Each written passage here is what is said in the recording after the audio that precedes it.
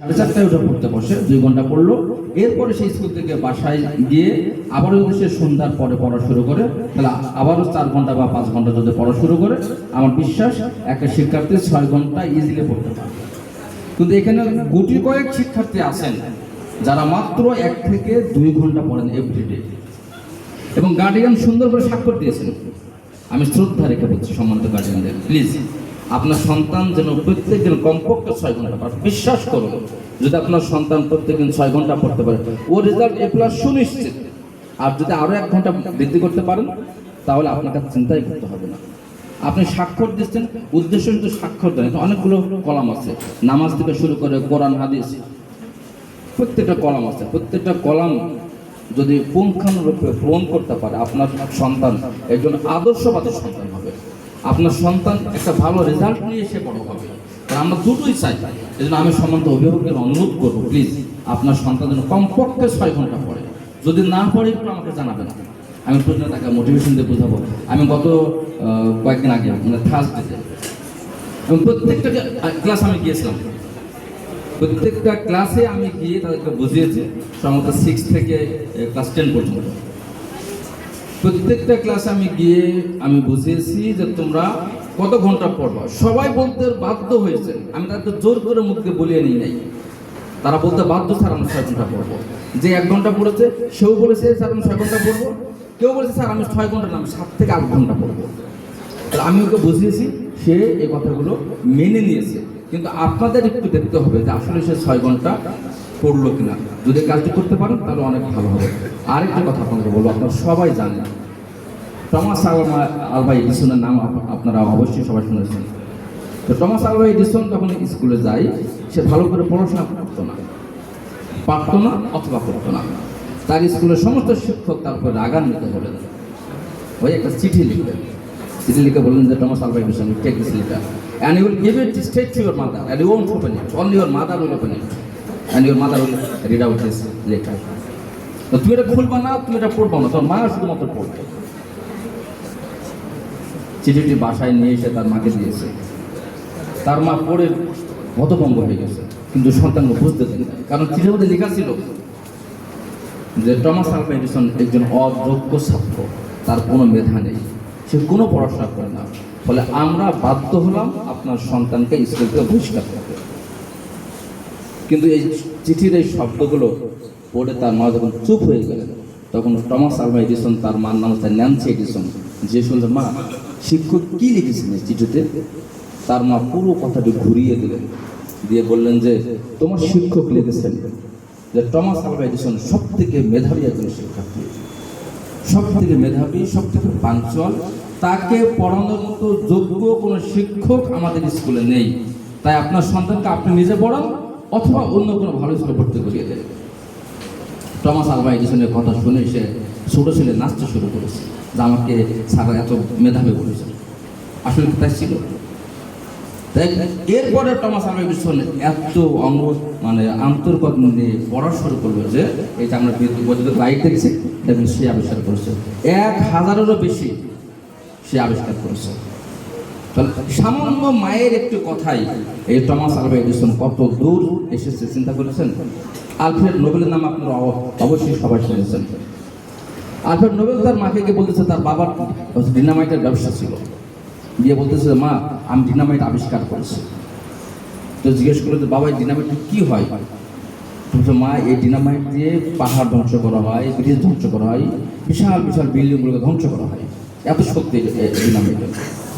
Alfred নোবেলের মা বললেন যে আমি সব থেকে দুর্ভাগা মা, যে আমার সন্তান পৃথিবীকে ধ্বংস করার জন্য কিছু রেখে গেছে, পৃথিবীকে গড়ার জন্য নয়। আলফ্রেড নোবেলের খুব কষ্ট লাগলো কথাটি। সঙ্গে সঙ্গে সিদ্ধান্ত নিলেন যে এই ব্যবসা থেকে যত প্রফিট হবে আমি এমন কিছু করে যাব যার জন্য গোটা বিশ্বে শান্তি স্থাপন হয় এবং মানুষ যেন নতুন কিছু করার চিন্তা করতে পারে। ফলে সেই যে টাকা, সেই ব্যবসার টাকা আজও রাখা হয়েছে। ফলে বাংলাদেশের নাম গোটা বিশ্বের সর্বশ্রেষ্ঠ পুরস্কার হচ্ছে নোবেল প্রাইজ। এই সেই ব্যবসার টাকা থেকে, গচ্ছিত টাকাতে যে সুদ হয়, সেই টাকাতেই মূলত নোবেল প্রাইজ হিসেবে দেওয়া হচ্ছে, যেটা গোটা বিশ্বে প্রত্যেক বছর দেওয়া হয়। তাহলে চিন্তা করেন মায়ের ভূমিকা কত বেশি। এই জন্য আমি সম্মানিত অভিভাবককে বলবো যে মায়ের ভূমিকা এবং পিতার ভূমিকা একজন সন্তানকে সবচেয়ে বড় করতে পারে। আপনারা সন্তানকে রেজাল্ট খারাপ হতেই পারে, 2.470 একটা ছেলে পাস করেছে এসএসসিতে, ইন্টারমিডিয়েট সেই ছেলের হলো রেজাল্ট 4.67। এরপরে এই ছেলেটি গিয়েছে হচ্ছে নাসায় চাকরি করতেছে, চিন্তা করতে পারছেন। 2.47 যদি ওর মা বকা দিত তাহলে কি ও ওখানে যেতে পারতো? অবশ্যই পারতো না।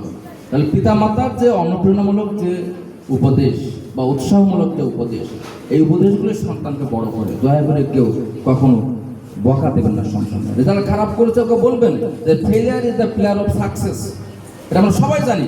তাহলে তুমি রেজাল্ট ভালো করতে পারো না মানে ইউ হ্যাভ টু ডু, তোমাকে এখন অনেক কিছু করতে হবে, লট, তোমাকে অনেক কিছু করতে হবে, রিড এ লট, তোমাকে অনেক পড়তে হবে, you have to work hard, কঠোর পরিশ্রম করতে হবে, you can do it, you will be successful. তাহলে তুমি সফল হবে।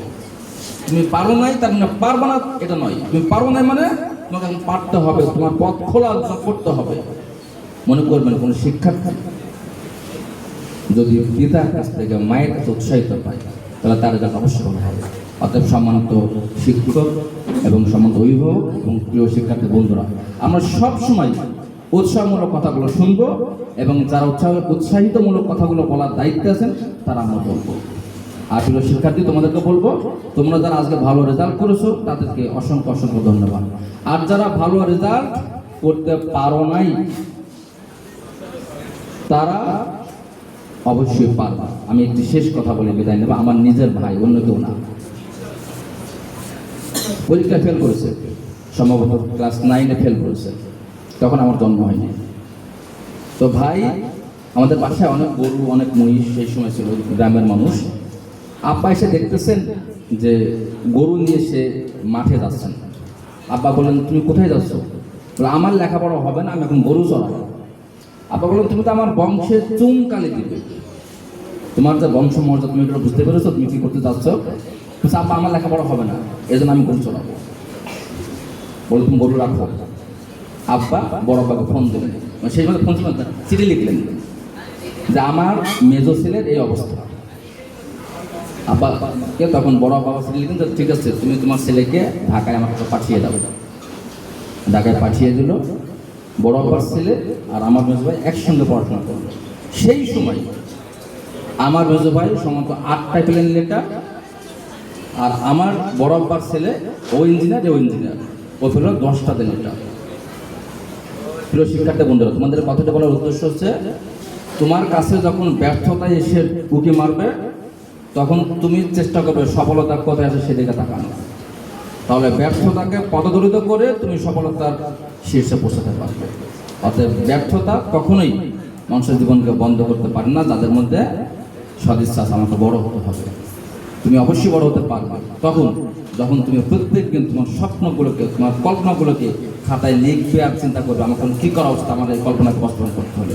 যদি প্রত্যেকদিন তুমি এরূপ করে কল্পনা করতে পারো আর কল্পনাকে বাস্তবায়ন করার জন্য তোমার কী করতে হবে, যদি তুমি প্রত্যেকদিন প্ল্যান করতে পারো তাহলে নিশ্চিত থাকো তুমি তোমার প্ল্যানকে বাস্তবায়ন করে একদিন বড় হবে। ধন্যবাদ সবাইকে। আসসালামু আলাইকুম ওয়া রাহমাতুল্লাহি ওয়া বারাকাতুহু।